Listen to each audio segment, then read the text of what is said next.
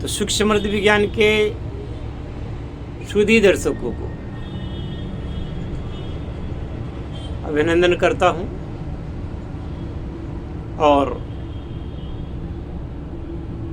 दर्शकों को मैं ये बताना चाहता हूँ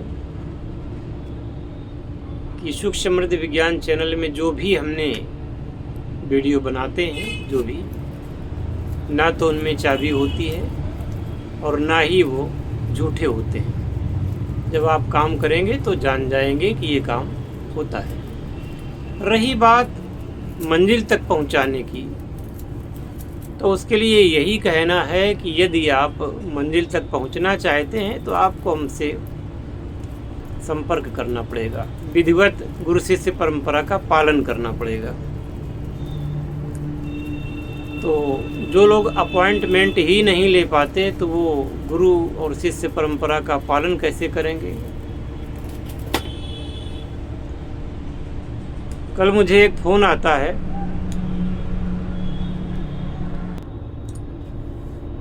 और वो डायरेक्ट फ़ोन करते हैं। पहले उन्होंने मैसेज किया था,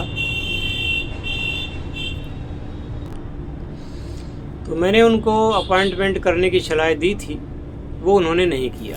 2 दिन कन्वर्सेशन करने के बाद कल उन्होंने फ़ोन लगा दिया और दुराग्रह ये कि आप मुझे सारी बात बताएं। मैंने कहा आप नियम को तोड़ रहे हैं। बोले मैं नियम को, कौन से नियम को तोड़ रहा हूँ? तो हमने कहा चैनल के नियमों को तोड़ रहे हैं आप, बिना अपॉइंटमेंट की आप बात नहीं कर सकते। बोले मैं व्यवसायी हूँ, कोई सरकारी नौकरी पर तो हूँ नहीं कि आपकी हर बात मान लूँ। मैं व्यवसायी हूँ तो घाटा और मुनाफा देख करके बात करता हूँ। अगर मैंने आपको अपॉइंटमेंट ले लिया और मैं आगे कार्य नहीं कर पाया तो मेरे तो 500 रुपये चले जाएंगे। तो मैंने कहा अब सुनिएगा कि वो अगर व्यवसायी हैं और केवल बुद्धिवाद से ही काम लेना चाहते हैं तो क्या हम लोगों को मूर्ख समझ रखा है। इस प्रकार से अगर हम हर व्यक्ति को टाइम देने लगे और सबसे फ़ोन पे बात करने लगे जो उसके लायक नहीं है, तो पूरा दिन और पूरा रात केवल मेरा टाइम तो फ़ोन अटेंड करने में ही चला जाएगा, बाकी के कार्य कौन करेगा। तो ये एक छन्नी है,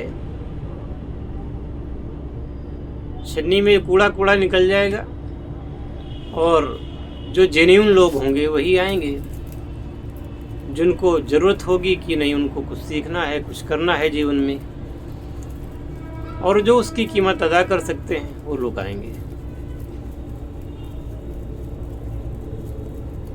हालांकि ये बात कटु लग सकती है, परंतु कहूँगा ज़रूर। अनावश्यक लोग कमेंट भी कर देते हैं, जैसे कुछ कमेंट आए गंधक बनाने पर, ये गंधक जारी नहीं है, गवाशी नहीं है। आपने उसको बनाया, बिना बनाए ही जारी गवासी की घोषणा कर दी।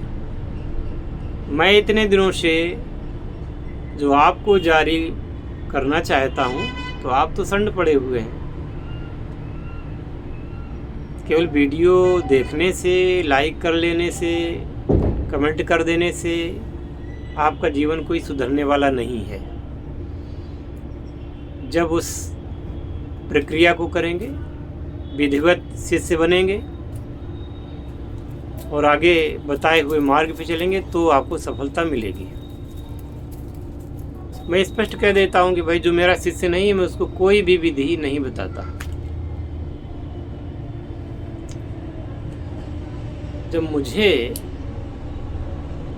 भी ऐसे प्राप्त नहीं हुआ कुछ तो मैं आपको कैसे कह सकता हूँ। फिर जो मुझे सिखाया गया, मेरे गुरु की जो आज्ञा है मैं उस पर काम करूँगा, उसके अनुसार काम करूँगा। मैं सबकी इच्छा का पालन नहीं कर सकता ना। इच्छा का पालन तो उसे करना पड़ेगा, मेरी इच्छा का पालन करना पड़ेगा जो उस कार्य को करना चाहता है, सीखना चाहता है। तो अनावश्यक कमेंट ना करें। और आज मैं बताना चाहता हूँ कि फास्फोरस का तेल कैसे बनता है। तो फास्फोरस तेल ये जो होता है, ये कीमिया में बहुत अच्छा महत्व रखता है। पारे को कायम करने के लिए इसकी आवश्यकता होती है।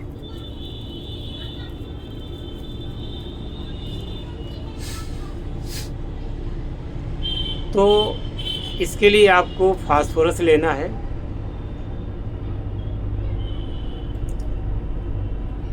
और फास्फोरस के छोटे छोटे टुकड़े, राई के जैसे टुकड़े करने हैं।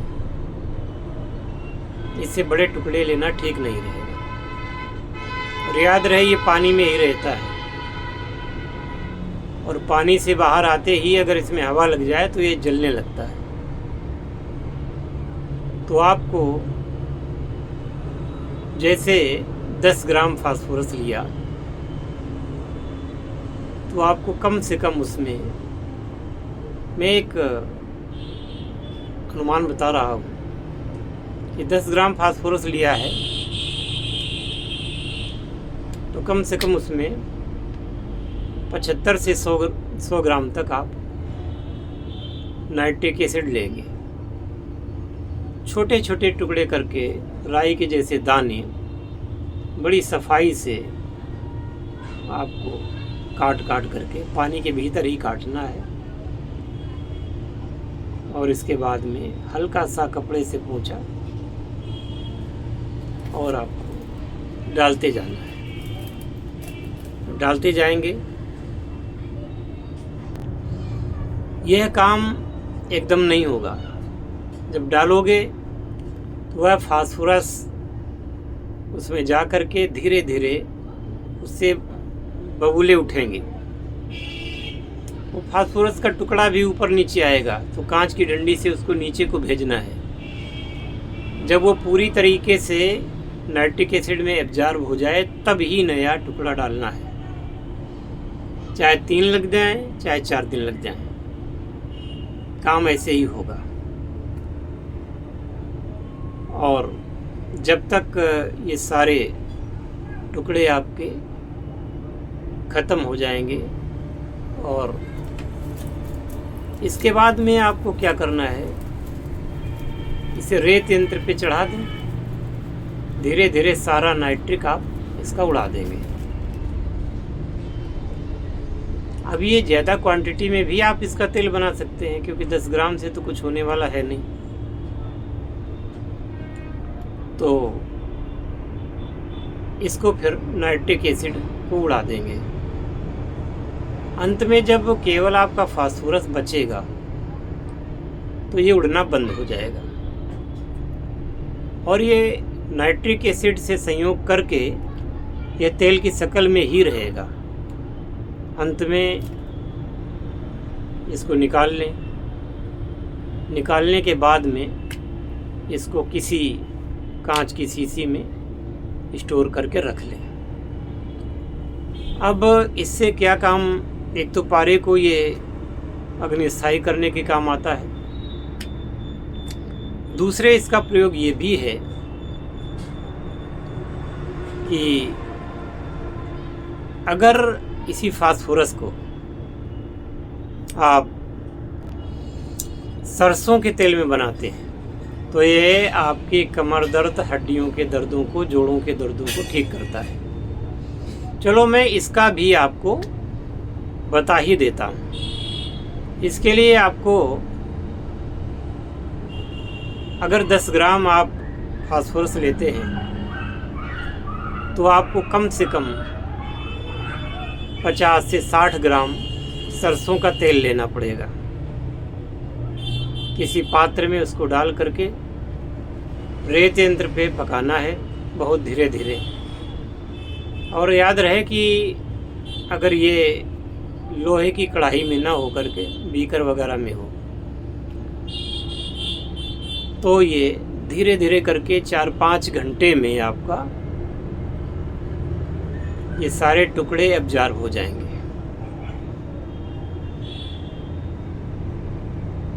अच्छा होगा कि रेत यंत्र पे ना पका करके इसको पानी में पकाएं, यानी उस कांच की शीशी को बीकर ना लेके शीशी ले लें, उसको जितना जहाँ तक तेल भरा है वहाँ तक उतना पानी में डूबा रहना चाहिए।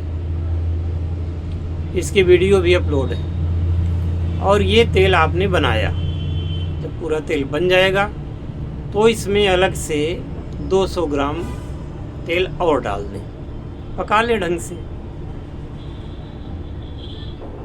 तो ये तेल आपका तैयार हो गया। याद रहे कि उसमें बचना नहीं चाहिए, नीचे फास्फोरस पूरा एब्जॉर्ब हो जाए। फिर थोड़ा सा पका लेंगे तो इसको स्टोर करके रख लेंगे।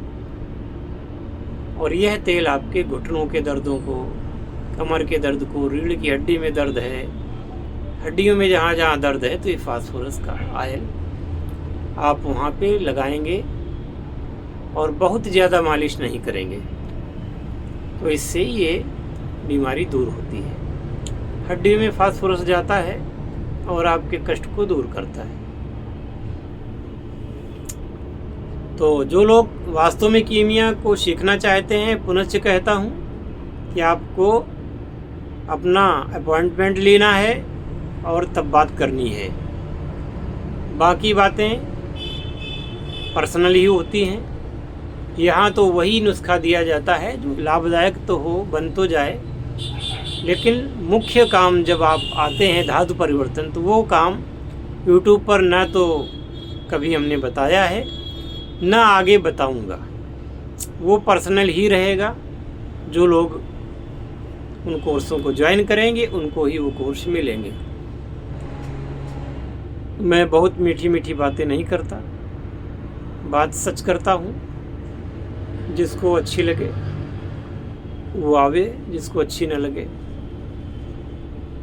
उसकी वो जाने। जय शिव शंकर, जय भोलेनाथ, हर हर महादेव।